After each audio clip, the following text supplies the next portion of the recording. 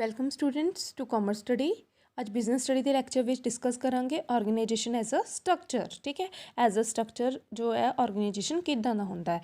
हुण organisation structure मीनस कि जो जॉब पोजीशनस ਜਿਹੜਾ ਹੈਗਾ ਰਿਪਰੈਜ਼ੈਂਟ ਕਰਦਾ ਹੈ ਕਿ ਕਿਸੇ ਪਰਸਨ ਦੀ ਜੌਬ ਪੋਜੀਸ਼ਨ ਕੀ ਹੈ ਐਂਡ ਇਹਦੇ ਵਿੱਚ ਜਿਹੜੇ ਹੈਗੇ ਹੈ ਕਿਸੇ ਨੂੰ ਜਿਹੜੇ ਹੈਗੇ ਕਿਸੇ ਵੀ ਪਰਸਨ ਜਾਂ ਇੰਪਲੋਈ ਨੂੰ ਟਾਸਕ ਜਿਹੜੇ ਹੈਗੇ ਅਸਾਈਨ ਕੀਤੇ ਜਾਂਦੇ ਹੈ ਐਂਡ ਅਥਾਰਟੀ ਰਿਸਪੌਂਸਿਬਿਲਿਟੀ ਜੋ ਹੈ ਵੇਰੀਅਸ ਪੋਜੀਸ਼ਨ 'ਤੇ ਦੱਸੀ ਜਾਂਦੀ ਹੈ ਕਿ ਕਿਸੇ ਕੋਲ ਕਿੰਨੀ ਅਥਾਰਟੀ ਹੈ ਐਂਡ ਕਿੰਨੀ ਉਹਦੇ ਕੋਲ ਰਿਸਪੌਂਸਿਬਿਲਿਟੀ ਹੈ। ਇਸ ਚੀਜ਼ ਨੂੰ ਕਿਹਾ ਜਾਂਦਾ ਹੈ ਕਿ ਆਰਗੇਨਾਈਜੇਸ਼ਨ ਸਟਰਕਚਰ, ਜਦੋਂ ਕਿ each and every person of the employee ਉਹਨਾਂ ਨੂੰ ਆਪਣੀ ਪੋਜੀਸ਼ਨ ਦਾ ਪਤਾ ਹੈ, ਉਹਨਾਂ ਨੂੰ ਇਹ ਪਤਾ ਕਿ ਉਹਨਾਂ ਨੂੰ ਕੀ ਕੰਮ ਮਿਲਿਆ ਹੈ ਐਂਡ ਉਹਨਾਂ ਦੀ ਅਥਾਰਟੀ ਰਿਸਪੌਂਸਿਬਿਲਿਟੀ ਰਿਲੇਸ਼ਨਸ਼ਿਪ ਵੀ ਪਤਾ ਕਿ ਉਹਦੇ ਕੋਲ ਅਥਾਰਟੀ ਜ਼ਿਆਦਾ ਜਾਂ ਰਿਸਪੌਂਸਿਬਿਲਿਟੀ ਜ਼ਿਆਦਾ ਹੈ। ਹੁਣ ਬੇਸਿਕਲੀ ਜਿਹੜੇ ਹੈਗੇ ਹੈ ਇਹਦੇ ਵਿੱਚ ਆਰਗੇਨਾਈਜੇਸ਼ਨ ਸਟਰਕਚਰ ਦਾ ਕੰਮ ਹੀ ਇਹ ਹੈ ਕਿ ਕੰਮ ਨੂੰ ਅਸਾਈਨ ਕਰਨਾ ਐਂਡ ਡੈਲੀਗੇਸ਼ਨ ਆਫ ਅਥਾਰਟੀ ਕਰਨਾ।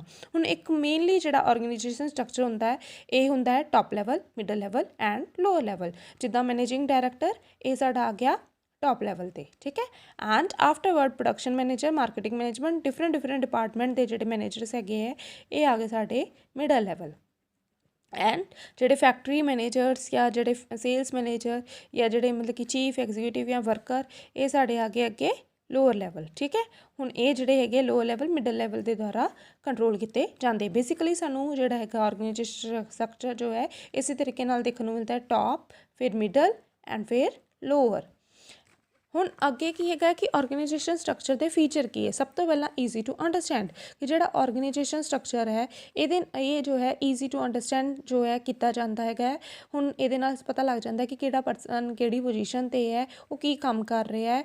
ਇਹ ਜੋ ਹੈ ਆਰਗੇਨਾਈਜੇਸ਼ਨ ਸਟਰਕਚਰ ਦੇ ਨਾਲ ਈਜ਼ੀਲੀ ਪਤਾ ਲੱਗ ਜਾਂਦਾ। ਅੱਗੇ ਕੀ ਡਿਫਾਈਨਿੰਗ ਰਿਲੇਸ਼ਨਸ਼ਿਪ। ਹੁਣ ਆਰਗੇਨਾਈਜੇਸ਼ਨ ਸਟਰਕਚਰ ਦੇ ਨਾਲ ਪਤਾ ਚੱਲਦਾ ਹੈ ਕਿ ਕਿਹੜਾ ਪਰਸਨ ਜਿਹੜਾ ਹੈਗਾ ਉਹਦੀ ਕੀ ਅਥਾਰਟੀ ਹੈ, ਕੀ ਰਿਲੇਸ਼ਨਸ਼ਿਪ ਹੈਗਾ, ਉਹ ਮਤਲਬ ਕਿ ਕੌਣ ਉਹਦਾ ਇੰਪਲੋਇਰ ਹੈ, ਕੌਣ ਉਹਦੇ ਇੰਪਲੋਈ ਹੈ, ਕੌਣ ਬੌਸ ਹੈ, ਕੌਣ ਸਬੋਰਡੀਨੇਟ ਹੈ। ਇਹ ਸਭ ਕੁਝ ਜੋ ਇਹਦੇ ਨਾਲ ਪਤਾ ਲੱਗ ਜਾਂਦਾ, ਜਿਹਦੇ ਨਾਲ ਕਨਫਿਊਜ਼ਨ ਜਿਹੜੀ ਹੈਗੀ ਹੈ ਖ਼ਤਮ ਹੋ ਜਾਂਦੀ ਹੈ। Equal distribution of the work with the organisation structure ਕੀ ਹੁੰਦਾ ਹੈ ਕਿ ਜਿਹੜਾ ਇਹਦੇ ਨਾਲ ਕੀ ਹੁੰਦਾ ਕਿ ਡੁਪਲੀਕੇਸ਼ਨ ਆਫ ਦਾ ਵਰਕ ਜਿਹੜੀ ਹੈਗੀ ਹੈ ਖ਼ਤਮ ਹੋ ਜਾਂਦੀ ਹੈ, ਜਿਹਦੇ ਨਾਲ ਐਫੀਸ਼ੀਐਂਸੀ ਇਨਕਰੀਜ਼ ਹੁੰਦੀ ਹੈ। ਇਹਦੇ ਨਾਲ ਕੀ ਹੈ ਕਿ ਜਿਹੜਾ ਵੀ ਕੰਮ ਹੈਗਾ ਇਕੁਅਲੀ ਜਿਹੜਾ ਹੈਗਾ ਇੰਪਲੋਈਜ਼ ਦੇ ਵਿੱਚ ਦਿੱਤਾ ਜਾਂਦਾ ਹੈ, ਡਿਵਾਈਡ ਕੀਤਾ ਜਾਂਦਾ, ਇਕੁਅਲੀ ਕੰਮ ਦਿੱਤਾ ਜਾਂਦਾ, ਕਿਸੇ ਨੂੰ ਜ਼ਿਆਦਾ ਜਾਂ ਘੱਟ ਨਹੀਂ ਦਿੱਤਾ ਜਾਂਦਾ। ਐਂਡ ਇਹਦੇ ਨਾਲ ਕੀ ਹੁੰਦਾ ਕਿ ਕੰਮ ਜਦੋਂ ਡਿਸਟਰੀਬਿਊਟ ਪ੍ਰੋਪਰਲੀ ਹੋਇਆ ਹੋਵੇ, ਜਿਹਦੇ ਨਾਲ ਡੁਪਲੀਕੇਸ਼ਨ ਵਰਕ ਦੀ ਖ਼ਤਮ ਹੋ ਜਾਂਦੀ ਹੈ। ਐਂਡ ਅੱਗੇ ਇਹਦੇ ਵਿੱਚ ਕੀ ਹੈਗਾ common objective.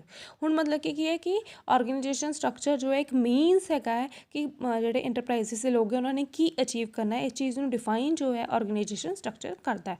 And organisation structure ਜੋ ਹੈ ਇਨਫੋਰਮਲ ਰਿਲੇਸ਼ਨਸ਼ਿਪ ਕ੍ਰੀਏਟ ਕਰਦਾ। ਇਨਫੋਰਮਲ ਰਿਲੇਸ਼ਨਸ਼ਿਪ ਕਿੱਦਾਂ ਕਰਦਾ ਹੈ। ਫੋਰ ਐਗਜ਼ਾਮਪਲ ਇੰਪਲੋਇਰ ਅਤੇ ਇੰਪਲੋਈ ਹੈਗੇ ਹੈ ਕੰਟੀਨਿਊਸਲੀ ਮਤਲਬ ਕਿ ਉਹ 2-3 ਈਅਰਸ ਤੋਂ ਵਰਕ ਕਰ ਰਹੇ ਅਤੇ ਇੱਕ ਲੈਵਲ ਇਹੋ ਜਿਹਾ ਆ ਜਾਏਗਾ ਕਿ ਉਹਨਾਂ ਦੋਨਾਂ ਦੇ ਵਿੱਚ ਕੀ ਹੋ ਜਾਏਗਾ, ਸੋਸ਼ਲ ਰਿਲੇਸ਼ਨਸ਼ਿਪ ਵੀ ਬਣ ਜਾਊਗਾ, ਉਹ ਵਧੀਆ ਅੱਛੇ ਫਰੈਂਡ ਵੀ ਜੋ ਹੈ ਬਣ ਜੂਗੇ, ਜਿਹਦੇ ਨਾਲ ਕੀ ਹੈ ਕਿ ਉਸ ਆਰਗੇਨਾਈਜੇਸ਼ਨ ਸਟਰਕਚਰ ਦੇ ਕਰਕੇ ਉਹਨਾਂ ਵਿੱਚ ਕੀ ਬਣ ਰਿਹਾ, ਇਨਫੋਰਮਲ ਰਿਲੇਸ਼ਨਸ਼ਿਪ ਬਣ ਰਿਹਾ।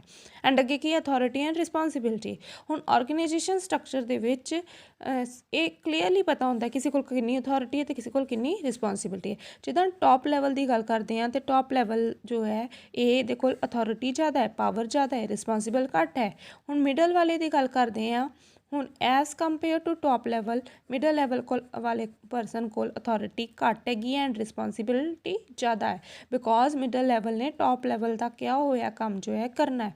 ਅੱਗੇ ਕੀ ਹੈ ਫਲੈਕਸੀਬਿਲਿਟੀ। ਆਰਗੇਨਾਈਜੇਸ਼ਨ ਸਟਰਕਚਰ ਜੋ ਹੈ ਫਲੈਕਸੀਬਲ ਹੁੰਦਾ ਹੈ, as per situation as per need ਇਹਨੂੰ ਚੇਂਜ ਵੀ ਕੀਤਾ ਜਾ ਸਕਦਾ ਹੈ।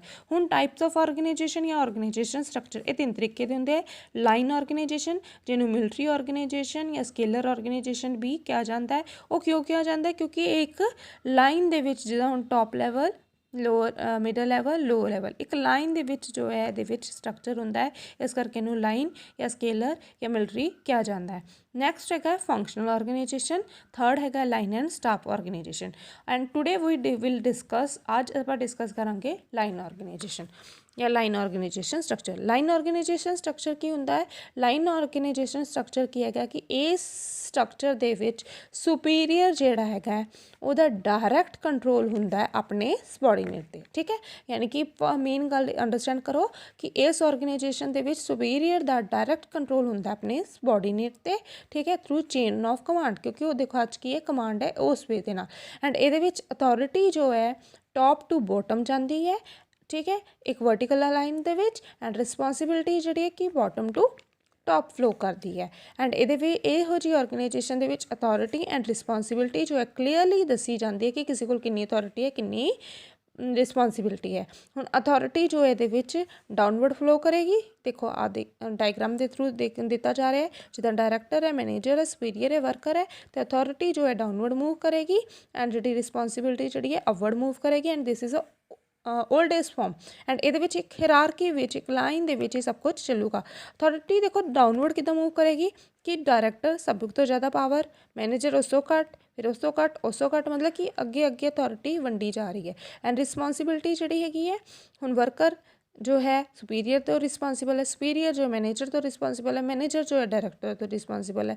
हुण अगर कोई प्रोडक्शन अच्छी नहीं हो रही, कुछ नहीं हो रही, वो वास्ते मैनेजर जो है डायरैक्टर नूं जवाबदेही है, वर्कर जवाबदेही नहीं है, मैनेजर जवाबदेही है, ठीक है। बट मैं जो वर्कर है वो जवाब किन्ने लैना है, मैनेजर ने लैना है। ये सब कुछ एक लाइन दे विच ही प्रॉपरली फ्लो हो रहा है।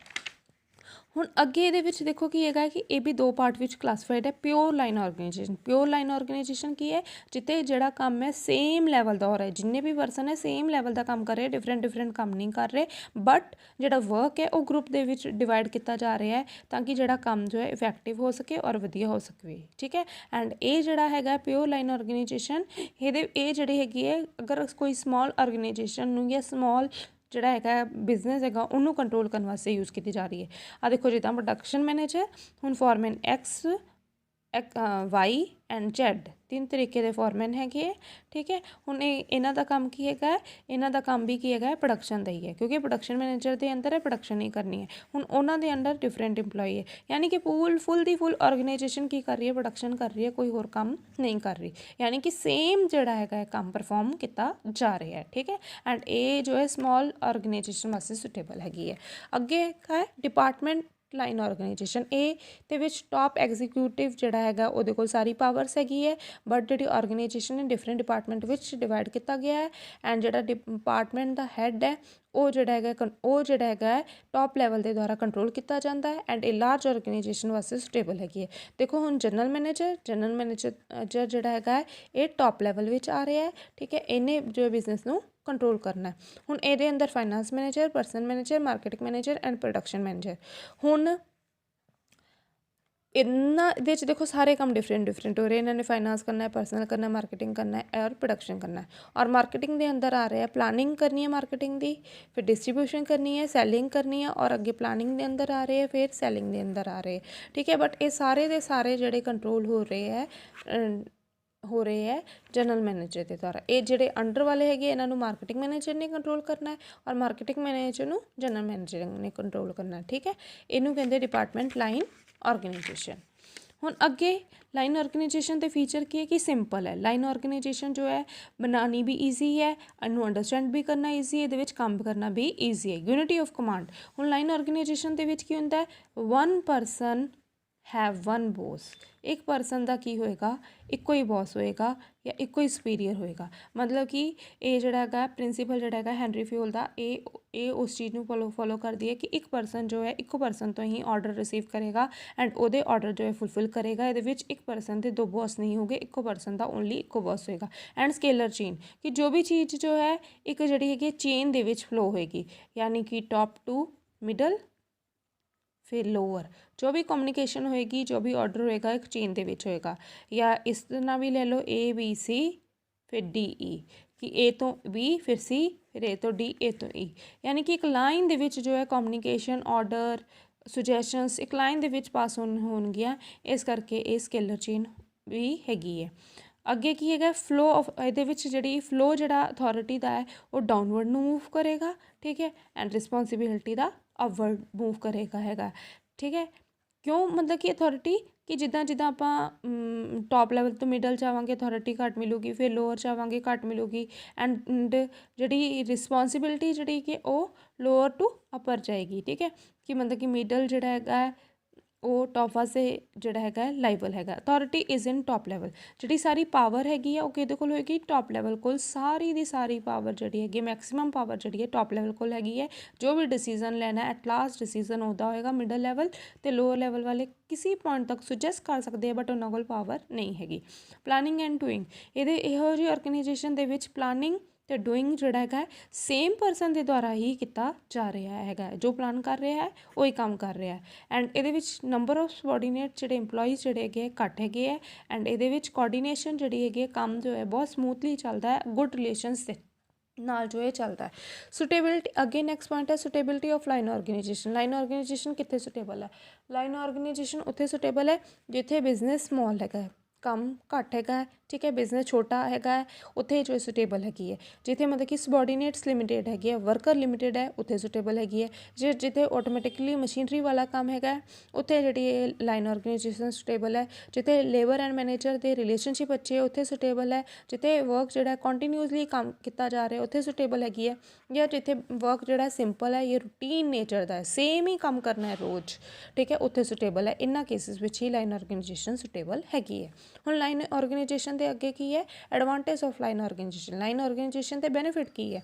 Line organisation easy and simple, ਇਹਨੂੰ ਫਾਰਮ ਕਰਨਾ, ਇਹਨੂੰ ਅੰਡਰਸਟੈਂਡ ਕਰਨਾ, ਇਹਦੇ ਵਿੱਚ ਕੰਮ ਕਰਨਾ ਬਹੁਤ ਹੀ ਈਜ਼ੀ ਹੈ, ਬਹੁਤ ਹੀ ਸਿੰਪਲ ਹੈ। ਇਹਦੇ ਵਿੱਚ ਕੋਈ ਵੀ ਕੰਪਲੈਕਸ ਸਟਰਕਚਰ ਨਹੀਂ ਹੈ। ਐਂਡ ਲਾਈਨ ਆਰਗੇਨਾਈਜੇਸ਼ਨ ਜੋ ਹੈ ਪੂਰੀ ਪ੍ਰੋਪਰ ਡਿਸਿਪਲਿਨਡ ਹੁੰਦੀ ਹੈ। ਪਤਾ ਇਹਦੇ ਵਿੱਚ top level to middle level and lower level ਇਸੇ ਸੀਰੀਜ਼ 'ਚ ਚੱਲਣਾ ਹੈ ਅਤੇ ਪ੍ਰੋਪਰ ਇਸੇ ਸੀਰੀਜ਼ 'ਚ ਚੱਲਿਆ ਜਾਂਦਾ ਹੈ। ਐਂਡ ਇਹਦੇ ਵਿੱਚ ਐਵਰੀ ਡਿਸੀਜ਼ਨ ਜਿਹੜੇ ਹੈਗੇ ਆ ਟੌਪ ਲੈਵਲ ਵਾਲਿਆਂ ਨੇ ਲੈਣੇ ਹੈਗੇ ਹੈ। ਉਹਨਾਂ ਨੇ ਕਿਸੇ ਤੋਂ ਕੋਈ ਸੁਜੈਸ਼ਨ ਨਹੀਂ ਲੈਣੀ, ਕਿਸੇ ਨਾਲ ਕੋਈ ਡਿਸਕਸ਼ਨ ਨਹੀਂ ਕਰਨੀ। ਜੋ ਕੰਮ ਕਰਨਾ ਉਹਨਾਂ ਨੇ ਆਪ ਹੀ ਕਰਨਾ ਹੈ, ਖੁਦ ਹੀ ਕਰਨਾ ਹੈ, ਜਿਹਦੇ ਕਰਕੇ ਇਹਦੇ 'ਚ ਜੋ ਡਿਸੀਜ਼ਨ ਜਿਹੜੇ ਹੈਗੇ ਪ੍ਰੋਂਪਟ ਮਤਲਬ ਕਿ ਇਮੀਡੀਏਟਲੀ ਡਿਸੀਜ਼ਨ ਲਿੱਤੇ ਜਾਂਦੇ ਹੈ, ਜਲਦੀ ਦੇ ਨਾਲ ਡਿਸੀਜ਼ਨ ਲਿੱਤੇ ਜਾਂਦੇ ਹੈ।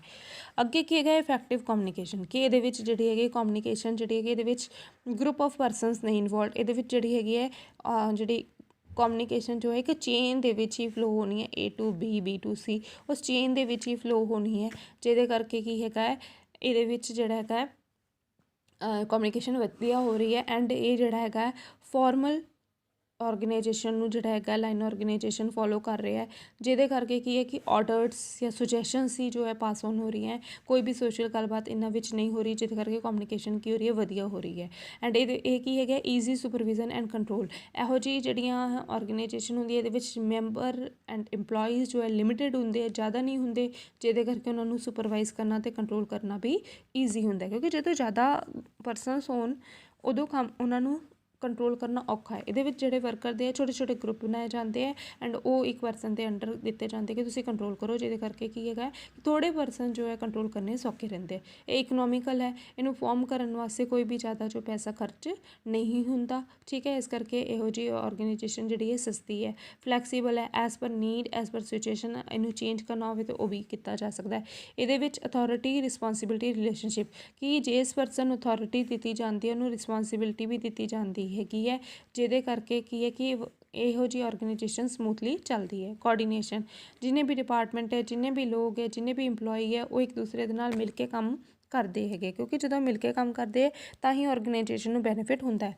ਨੈਕਸਟ ਹੈਗਾ ਯੂਨਿਟੀ ਇਨ ਕਮਾਂਡ। ਯੂਨਿਟੀ ਇਨ ਕਮਾਂਡ ਕਿ ਇੱਕ ਪਰਸਨ ਦਾ ਓਨਲੀ ਇੱਕੋ ਹੀ ਬੌਸ ਜਿਹੜਾ ਹੁੰਦਾ ਹੈ, ਇੱਕੋ ਪਰਸਨ ਤੋਂ ਉਹ ਆਰਡਰ ਰਿਸੀਵ ਕਰਦਾ ਹੈ, ਜਿਹਦੇ ਕਰਕੇ ਕੋਈ ਕਨਫਿਊਜ਼ਨ ਅਰਾਈਜ਼ ਨਹੀਂ ਹੁੰਦੀ। ਅੱਗੇ ਕੀ? Unity of direction, one plan under a head, ਇੱਕ ਹੈਡ ਦੇ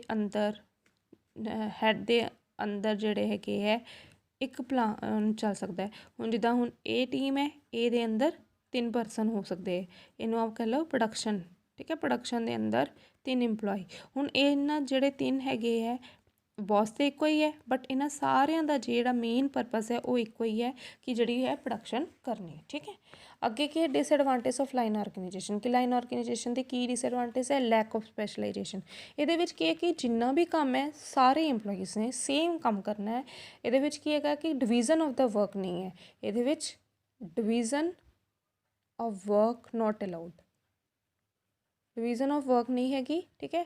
ਜਿਹਦੇ ਕਰਕੇ ਕੀ ਹੈ ਕਿ ਉਹ ਪਰਸਨ ਜਿਹੜੇ ਹੈਗੇ ਸਪੈਸ਼ਲਾਈਜ਼ ਨਹੀਂ ਹੁੰਦੇ, ਕਿਉਂਕਿ ਉਹਨਾਂ ਨੇ ਉਹਨਾਂ ਨੇ ਜਿਹੜੇ ਇਹ ਸਾਰੇ ਹੀ ਕੰਮ ਆਪ ਕਰਨੇ ਹੈ, ਜਿੱਦਾਂ ਡਿਸਕਸ ਕੀਤਾ ਸੀਗਾ ਪਹਿਲਾਂ ਹੀ ਕਿ ਪਲਾਨਿੰਗ ਵੀ ਉਹਨਾਂ ਨੇ ਆਪ ਕਰਨੀ ਹੈ ਅਤੇ ਕੰਮ ਵੀ ਆਪ ਕਰਨੀ ਹੈ। ਅਤੇ ਜਿਹਦੇ ਕਰਕੇ ਕੀ ਹੈ ਕਿ ਜਦੋਂ ਉਹਨਾਂ ਨੇ ਇੰਨੇ ਕੰਮ ਕਰਨੇ ਹੈ ਤਾਂ ਉਹ ਕਿਸੇ ਵੀ ਕੰਮ ਵਿੱਚ ਸਪੈਸ਼ਲਾਈਜ਼ ਨਹੀਂ ਹੋਗੇ। ਜੇ ਪਲਾਨਿੰਗ ਕਿਸੇ ਹੋਰ ਨੇ ਕਰਨੀ, ਉਹਨਾਂ ਨੇ ਓਨਲੀ ਕੰਮ ਕਰਨਾ, ਸਪੈਸ਼ਲਾਈਜ਼ ਹੋ ਸਕਦੇ, ਬਟ ਇਹਦੇ ਸਭ ਕੁਝ ਹੀ ਉਹਨਾਂ ਨੇ ਕਰਨਾ, ਜਿਹਦੇ ਕਰਕੇ ਉਹ ਇੰਨੇ ਸਪੈਸ਼ਲਾਈਜ਼ ਨਹੀਂ ਹੁੰਦੇ। ਅਥੋਰੋਗੇਟਿਵ ਅਪਰੋਚ ਕੀ ਹੈਗਾ ਕਿ ਜੋ ਵੀ ਆਰਡਰ ਬਣਾ ਦਿੱਤਾ ਗਿਆ, ਜੋ ਵੀ ਰੂਲ ਬਣਾ ਦਿੱਤਾ ਗਿਆ, ਉਹ ਜਿਹੜੇ ਹੈਗੇ ਇੰਪਲੋਈਜ਼ ਉਹਨੂੰ ਓਬੇ ਕਰਨਗੇ ਹਰ ਕੰਡੀਸ਼ਨ ਵਿੱਚ, ਚਾਹੇ ਉਹ ਜਿਹੜੇ ਹੈਗੇ ਰੂਲਸ ਹੈ, ਆਰਡਰ ਹੈ, ਉਹਨਾਂ ਨੂੰ ਸਹੀ ਲੱਗ ਰਹੇ ਨਹੀਂ ਲੱਗ ਰਹੇ, ਬਟ ਫਿਰ ਵੀ ਇਨ ਈਚ ਐਂਡ ਐਵਰੀ ਕੰਡੀਸ਼ਨ ਜਿਹੜੇ ਇੰਪਲੋਈਜ਼ ਜਿਹੜੇ ਹੈਗੇ ਆ ਉਹਨਾਂ ਨੂੰ ਆਰਡਰ ਮੰਨਣੇ ਹੀ ਪਊਗੇ। ਇਸ ਕਰਕੇ ਕੀ ਹੈ ਕਿ ਇੱਥੇ ਜੋ ਵੀ ਮਤਲਬ ਕਿ ਬੌਸ ਨੇ ਕਹਿਤਾ ਉਹ ਕੰਮ ਕਰਨਾ ਹੀ ਪਏਗਾ, ਚਾਹੇ ਤੁਹਾਨੂੰ ਸਹੀ ਲੱਗਦਾ ਹੈ, ਚਾਹੇ ਤੁਹਾਨੂੰ ਨਹੀਂ ਲੱਗਦਾ, ਚਾਹੇ ਤੁਹਾਡੀ ਕੋਈ ਪ੍ਰੋਬਲਮ ਹੈ, ਤੁਹਾਨੂੰ ਉਹ ਕੰਮ ਕਰਨਾ ਵੀ ਹੀ ਪਏਗਾ। ਹੁਣ ਇਹਦੇ ਵਿੱਚ ਇਹੋ ਜਿਹੀ ਆਰਗੇਨਾਈਜੇਸ਼ਨ ਵਿੱਚ ਇਨੋਵੇਸ਼ਨ ਅਤੇ ਕ੍ਰੀਏਟੀਵਿਟੀ ਦਾ ਕੋਈ ਚਾਂਸ ਨਹੀਂ, because no suggestions are taken from the lower level. ਕੋਈ ਵੀ ਉਹਨਾਂ ਤੋਂ ਸੁਜੈਸ਼ਨਸ ਨਹੀਂ ਲਿੱਤੀਆਂ ਜਾਂਦੀਆਂ, ਕੋਈ ਵੀ ਉਹਨਾਂ ਦੀ ਰਾਏ ਨਹੀਂ ਲਿੱਤੀ ਜਾਂਦੀ। ਜੋ ਵੀ ਪੋਲਿਸੀ ਬਣਾਈ ਜਾਂਦੀ ਹੈ, ਰੂਲਸ ਰੈਗੂਲੇਸ਼ਨ ਬਣਾਏ ਜਾਂਦੇ ਉਹ ਟੌਪ ਲੈਵਲ ਦੇ ਦੁਆਰਾ ਡਾਇਰੈਕਟਲੀ ਹੀ ਬਣਾ ਦਿੱਤੇ ਜਾਂਦੇ, ਜਿਹਦੇ ਕਰਕੇ ਇਨੋਵੇਸ਼ਨ ਅਤੇ ਕ੍ਰੀਏਟੀਵਿਟੀ ਦਾ ਕੋਈ ਚਾਂਸ ਨਹੀਂ ਹੈਗਾ। ਅੱਗੇ ਕੀ ਫੇਵਰੇਟਿਜ਼ਮ ਐਂਡ ਨੈਪੋਟਿਜ਼ਮ। ਹੁਣ ਮਤਲਬ ਕਿ ਕੀ ਹੈ, ਇਹੋ ਜਿਹੀ ਲਾਈਨ ਆਰਗੇਨਾਈਜੇਸ਼ਨ ਦੇ ਵਿੱਚ ਭੇਦਭਾਵ ਵੀ ਕੀਤਾ ਜਾਂਦਾ ਹੈ। ਕਿੱਦਾਂ ਕੀਤਾ ਜਾਂਦਾ ਹੈ ਕਿ ਮਤਲਬ ਕਿ ਜਿਹੜਾ ਪਰਸਨ ਅੱਛਾ ਲੱਗਦਾ ਹੈ, ਫੇਵਰੇਟ ਹੈਗਾ, ਉਹ ਚਾਹੇ ਨਹੀਂ ਵੀ ਕੰਮ ਕਰਦਾ ਅਤੇ ਅਸੀਂ ਉਹਨੂੰ ਜ਼ਿਆਦਾ ਸੈਲਰੀ ਦੇ ਰਹੇ ਹਾਂ। ਜਿਹੜਾ ਮਤਲਬ ਕਿ ਵਰਕਰ ਨਹੀਂ ਮਤਲਬ ਕਿ ਫੇਵਰੇਟ ਨਹੀਂ ਹੈ, ਬਟ ਉਹ ਕੰਮ ਜ਼ਿਆਦਾ ਕਰਦਾ, ਆਪਾਂ ਨੂੰ ਬਿਨਾਂ ਮਤਲਬ 'ਚ ਪਨਿਸ਼ ਕਰਦੇ, ਬਿਨਾਂ ਮਤਲਬ 'ਚ ਤੰਗ ਕਰਦੇ ਆ, ਮਤਲਬ ਕਿ ਇਹੋ ਜਿਹੀਆਂ ਚੀਜ਼ਾਂ ਵੀ ਇਹਦੇ ਵਿੱਚ ਦੇਖਣ ਨੂੰ ਮਿਲਦੀਆਂ ਹੈਗੀਆਂ। ਲੈਕ ਆਫ ਕੋਆਰਡੀਨੇਸ਼ਨ, ਜਦੋਂ ਆਰਗੇਨਾਈਜੇਸ਼ਨ ਦੇ ਵਿੱਚ ਫੇਵਰੇਟਿਜ਼ਮ ਆ ਜਾਏ ਜਾਂ ਨੈਪੋਟਿਜ਼ਮ ਆ ਜਾਏ ਕਿ ਬਿਨਾਂ ਮਤਲਬ ਨਾਲ ਕਿਸੇ ਨੂੰ ਟਾਰਚਰ ਕਰਨਾ, ਬਿਨਾਂ ਮਤਲਬ ਦੇ ਨਾਲ ਕਿਸੇ ਦੀ ਤਾਰੀਫ ਕਰੀ ਜਾਣੀ, ਜਿਹਦੇ ਨਾਲ ਕੀ ਹੈ ਕਿ ਵਰਕਰ ਦੇ ਨਾਲ ਜੈਲਸੀ ਹੋ ਜਾਂਦੀ ਹੈ ਔਰ ਉਹ ਇੱਕ ਦੂਸਰੇ ਦੇ ਨਾਲ ਮਿਲ ਜੁਲ ਕੇ ਕੰਮ ਨਹੀਂ ਕਰਦੇ। ਓਵਰਬਰਡਨਿੰਗ, ਕਿ ਮਤਲਬ ਕਿ ਇਹਦੇ ਵਿੱਚ ਕਈ ਵਾਰ ਕਿੱਦਾਂ ਦੇਖਣ ਨੂੰ ਮਿਲਦਾ ਹੈ ਕਿ ਜਿਹੜਾ ਪਰਸਨ ਕੰਮ ਕਰ ਰਿਹਾ ਉਹਨੂੰ ਹੀ ਕੰਮ ਦਿੱਤਾ ਜਾ ਰਿਹਾ, ਬਾਰ-ਬਾਰ ਅਗੇਨ ਐਂਡ ਅਗੇਨ ਉਹਨੂੰ ਹੀ ਕੰਮ ਦਿੱਤਾ ਜਾ ਰਿਹਾ, ਜਿਹਦੇ ਨਾਲ ਕੀ ਹੋ ਰਿਹਾ ਹੈ ਕਿ ਜਿਹੜੇ ਵਰਕਰ ਹੈਗੇ, ਇੰਪਲੋਈਜ਼ ਹੈ, ਉਹ ਓਵਰਬਰਡਨ ਹੋ ਰਹੇ, ਉਹ ਸਹੀ ਤਰੀਕੇ ਨਾਲ ਕੰਮ ਨਹੀਂ ਕਰ ਪਾ ਰਹੇ। ਲੈਕ ਆਫ ਸਟੇਬਿਲਿਟੀ, ਹੁਣ ਇਹਦੇ ਵਿੱਚ ਅਗਰ ਫੇਵਰੇਟਿਜ਼ਮ ਨੈਪੋਟਿਜ਼ਮ ਹੋ ਰਿਹਾ ਹੈ, ਕਿਸੇ ਬੰਦੇ ਨੂੰ ਬਿਨਾਂ ਮਤਲਬ ਨਾਲ ਤੰਗ ਕੀਤਾ ਜਾ ਰਿਹਾ ਹੈ ਜਾਂ ਟਾਰਚਰ ਕੀਤਾ ਜਾ ਰਿਹਾ ਹੈ, ਅਤੇ ਉਹ ਪਰਸਨ ਜਿਹੜਾ ਹੈਗਾ ਇਹਦੇ ਵਿੱਚ ਇਹੋ ਜਿਹੀ ਆਰਗੇਨਾਈਜੇਸ਼ਨ ਦੇ ਵਿੱਚ ਜ਼ਿਆਦਾ ਦੇਰ ਕੰਮ ਨਹੀਂ ਕਰੇਗਾ। ਯਾਨੀ ਕਿ ਇੱਥੇ ਜਿਹੜੇ ਇੰਪਲੋਈਜ਼ ਜਿਹੜੇ ਹੈਗੇ ਹੈ ਉਹਨਾਂ ਦੇ ਗਰੋ ਕਰਨ ਦੇ ਚਾਂਸਿਸ ਘੱਟ ਹੁੰਦੇ ਹੈ, ਕਿਉਂਕਿ ਉਹਨਾਂ ਤੋਂ ਸੁਜੈਸ਼ਨਸ ਨਹੀਂ ਲਿੱਤੀਆਂ ਜਾਂਦੀਆਂ, ਉਹਨਾਂ ਤੋਂ ਇਹਦੇ ਵਿੱਚ ਕੋਈ ਕ੍ਰੀਏਟੀਵਿਟੀ ਨਹੀਂ ਹੈਗੀ, ਜਿਹਦੇ ਕਰਕੇ ਕੀ ਹੈ ਕਿ ਇਹੋ ਜਿਹੀ ਆਰਗੇਨਾਈਜੇਸ਼ਨ ਨੂੰ ਜਿਹੜੇ ਹੈਗੇ ਵਰਕਰ ਬਹੁਤ ਜਲਦੀ ਦੇ ਨਾਲ ਲੀਵ ਆਊਟ ਕਰ ਜਾਂਦੇ ਹੈ ਐਂਡ ਲੇਬਰ ਟਰਨਓਵਰ ਹੋ ਜਾਂਦਾ ਹੈ। ਐਂਡ ਇਹੋ ਜਿਹੀ ਜਿਹੜੀ ਹੈਗੀ ਆਰਗੇਨਾਈਜੇਸ਼ਨ ਇਹ ਲਾਰਜ ਆਰਗੇਨਾਈਜੇਸ਼ਨ ਵਾਸਤੇ ਸੁਟੇਬਲ ਨਹੀਂ ਹੈ, ਇਹ ਓਨਲੀ ਸਮਾਲ ਆਰਗੇਨਾਈਜੇਸ਼ਨ ਵਾਸਤੇ ਹੀ ਸੁਟੇਬਲ ਹੈਗੀ ਹੈ। ਲੈਕ ਆਫ ਇਨੀਸ਼ੀਏਟਿਵ, ਹੁਣ ਮਤਲਬ ਕਿ ਇਹਦੇ ਵਿੱਚ ਕੀ ਹੈਗਾ ਹੈ ਕਿ ਇਹਦੇ ਵਿੱਚ ਜਦੋਂ ਵਰਕਰ ਨੂੰ ਜੋ ਕਿਹਾ ਜਾਂਦਾ ਹੈ ਉਹੀ ਕਰਨਾ ਪੈਂਦਾ ਹੈ, ਜਿਹਦੇ ਕਰਕੇ ਕਈ ਵਾਰ ਜਿਹੜੇ ਵਰਕਰ ਹੈਗੇ ਆ ਉਹ ਇਨੀਸ਼ੀਏਟਿਵ ਨਹੀਂ ਲੈਂਦੇ, ਆਪ ਅੱਗੇ ਆ ਕੇ ਕੰਮ ਜੋ ਹੈ ਨਹੀਂ ਕਰਦੇ।